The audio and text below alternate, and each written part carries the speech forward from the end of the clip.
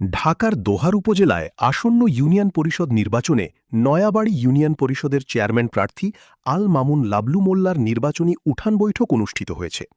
শুক্রবার বিকেলে উপজেলার নয়াবাড়ি ইউনিয়নের পূর্ব ধোয়াই এলাকায় এই উঠান বৈঠক অনুষ্ঠিত হয়। বিএনপি নেতা শেখ আব্দুল মজিদের সভাপতিত্বে ও যুবদল নেতা রাসেল মুন্সির পরিচালনায় প্রধান অতিথি ছিলেন নয়াবাড়ি ইউনিয়ন পরিষদের চেয়ারম্যান প্রার্থী আল মামুন লাবলু মোল্লা। এ সময় উপস্থিত ছিলেন বিএনপি নেতা মোল্লা সাইফুল ইসলাম সেলিম, বিএনপি নেতা আব্দুল মোন্নাফ মোল্লা, বীর মুক্তিযোদ্ধা মোল্লা হাবিবুর রহমান, বীর মুক্তিযোদ্ধা মনির আহমেদ মোল্লা, যুবদল নেতা রমজান আলী, যুবদল নেতা আসাদ মিয়া সহ এলাকার গণ্যমান্য ব্যক্তিবর্গ। আসলে আমরা অনেকে আছি মাদকের বিরুদ্ধে কথা বলি, কিন্তু নিজেরাই মাদকের গডফাদার, এরকম কিন্তু অনেক জায়গায় আছে দেখানো। তবে এই মাদকের বিরুদ্ধে প্রশাসন এবং সাংবাদিক ভাইদের সাহায্য ছাড়া কোনোদিনও নির্মূল করা সম্ভব না। আপনারা আমার পাশে আছেন তো সবাই?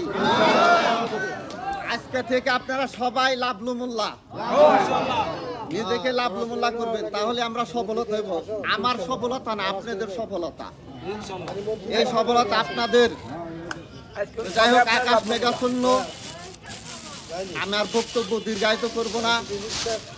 আপনারা আগে নামাজ পরে কাজ, নামাজ পড়বেন সবাই, যেহেতু আমরা মুসলমান। আগে কবরে হিসাব নিবেন নামাজের সময় হলে নামাজ পড়ে নেবেন। ভালো কাজের সঙ্গ দিবেন, খারাপ কাজকে পরিত্যাগ করবেন। এই কথা বলে আমি আমার বক্তব্য শেষ করছি।